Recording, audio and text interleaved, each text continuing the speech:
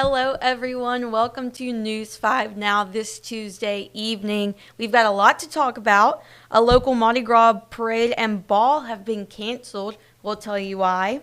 And a proposed bill to fight the insurance crisis in Florida. Plus, a woman pleads guilty to manslaughter in her son's death. All of that and more is coming up on News 5 Now. Brought to you by Green & Phillips, covering news from your neighborhood and around the world. News 5 Now starts right now.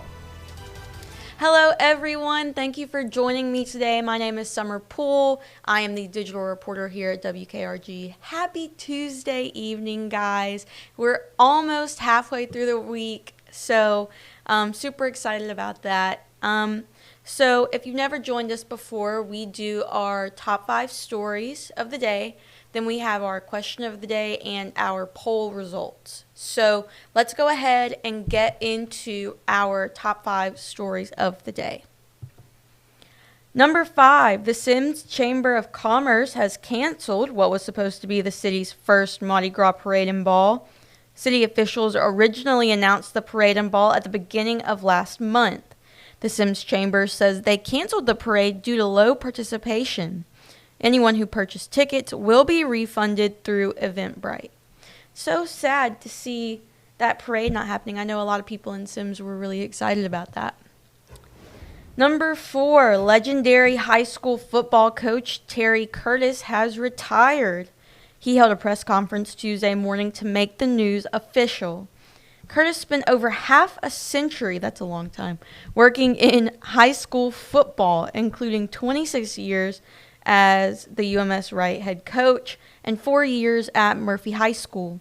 He finished with 361 career wins. That's the second most all-time in Alabama. 8 state championships, all of which were at UMS Wright. 84 playoff wins, the most all-time in Alabama. 20 region titles, and 33 playoff appearances. He's got a lot to be happy about going into his retirement. The News 5 sports team will have more coverage on Curtis's retirement on WKRG News 5 at 6. So if you're interested in hearing about Mr. Curtis, you can go over to News 5 at 6 o'clock. Number 3, a News 5 update, case dismissed. A local pastor and Alabama Department of Corrections employee accused of smuggling drugs through a correctional facility is a free man.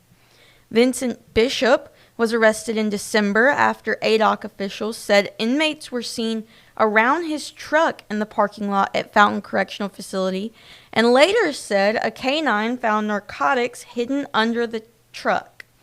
A judge decided to dismiss charges against him, saying the state did not present any evidence at his preliminary hearing yesterday.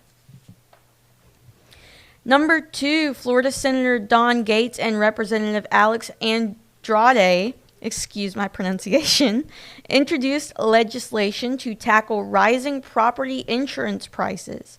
The measure would require insurance companies to pay business and families with property damage due to disasters and streamline the claim adjustment process to eliminate delays and reach fair settlements.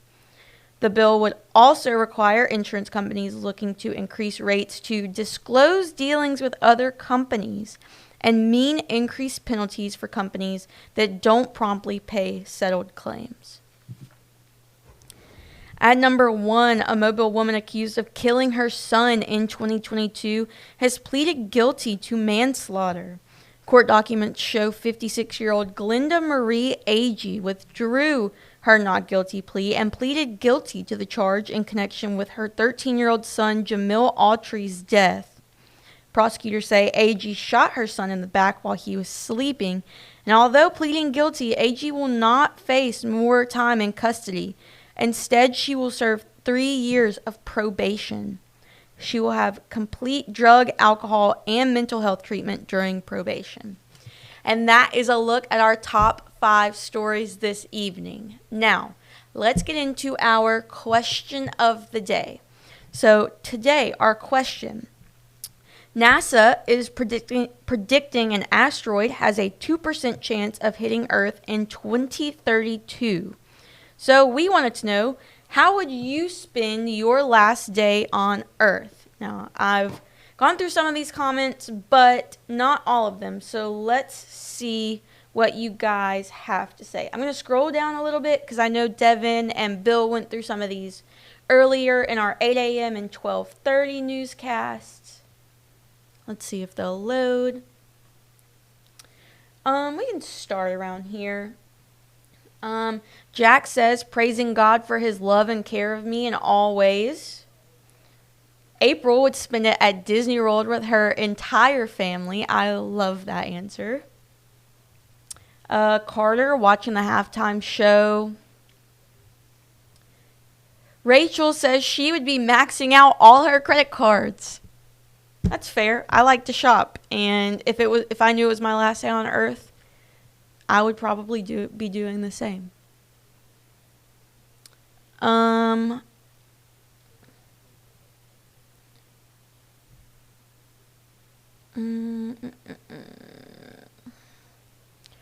Brandon says catching oysters out on the reef. Lisa says spending a lot of time with family and friends. I know a lot of these responses are about spending time with family and friends, and I was actually listening to the 12:30 News 5 Now with Devin, and she said it very well. This, if spending time with family and friends is what you would be doing on your last day, maybe we should be doing more of that now.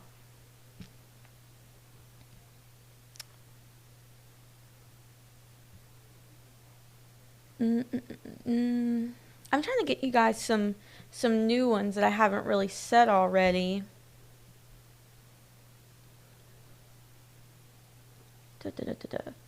Christopher would be eating all the crawfish and seafood.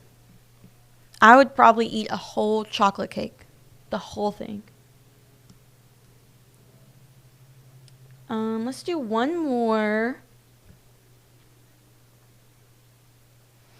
Michael says, watching Star Trek and eating chips and Rotel dip. Now, I love me some Rotel dip, y'all, so that's a good answer, too. Thank you guys so much for participating in our question of the day. Now we're going to move on to our poll of the day, which is, should social media access be limited to those 16 years old and younger? So, an Alabama bill that could possibly be passed would limit access to social media for anyone under the age of 16 years old. So here's how you voted. 84% of you say yes, you think it should be limited to people 16 years old and younger. 15% of you voted no, and 1% of you said you have no opinion. So those are the answers for our poll of the day today. Now, I'm going to give you a little bit of homework. So what you're going to want to do next is go comment on our question of the day for tomorrow and vote in our poll for tomorrow. So our question for tomorrow, and I'm going to give you my answers here in a second because I like this question, is what is one true crime story that has stuck with you? Now, tomorrow, Cherish will be here to go over you guys' answers to that question, but anybody that knows me knows that I love true crime. I don't love true crime, but I'm interested in true crime. And I have two cases that really stuck with me over the years. So the first one is Brian Schaefer. He was the medical student at Ohio State University who went into the, I wrote it down, the Ugly Tuna Saloona bar, and surveillance video captured him outside the bar, like walking into the bar, and then he was never seen again. He never was seen coming out of the bar. So I think that case has always been interesting to me. And then Brandon Swanson is the other one. So Brandon was driving in Minnesota, and he got stuck in a ditch, and he called his parents to try and help locate him. He didn't know where he was. They stayed on the phone for, I think, a little over 45 minutes. And he suddenly yelled, "Oh, bleep," on the phone, and then the phone went dead, and his parents couldn't get back in touch with him. A few days later, authorities found his car, but he was nowhere to be found. And both of these men, Brian and Brandon, are still missing to this day. So that's my answer for that. And all I can say about that is I hope those two families find closure and hopefully get justice. And then our poll of the day for tomorrow is, are you prepared for Valentine's Day? Have you already bought the flowers and chocolate for that special someone in your life? Are you going to do it last minute? Or are you forever single? That's one of our options for the poll for tomorrow. So let us know what you think. Thank you guys again so much for joining me today. We've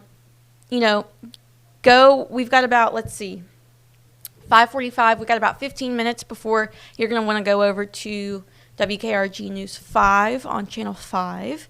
And you're going to want to turn your TV on to News 5 at 6 with Roseanne and Peter telling you the big stories of the day. We've got Gerhard Mathangani here to tell you about the sports and talk more about Mr. Terry Curtis, which you heard me talk about. And then Ed Bloodsworth is here to tell you about some possible severe weather that will be moving in this week and this weekend. So make sure you tune in for that, and we'll see you next time. Bye, guys. Covering news from your neighborhood and around the world. You are watching News 5 Now, brought to you by Green & Phillips.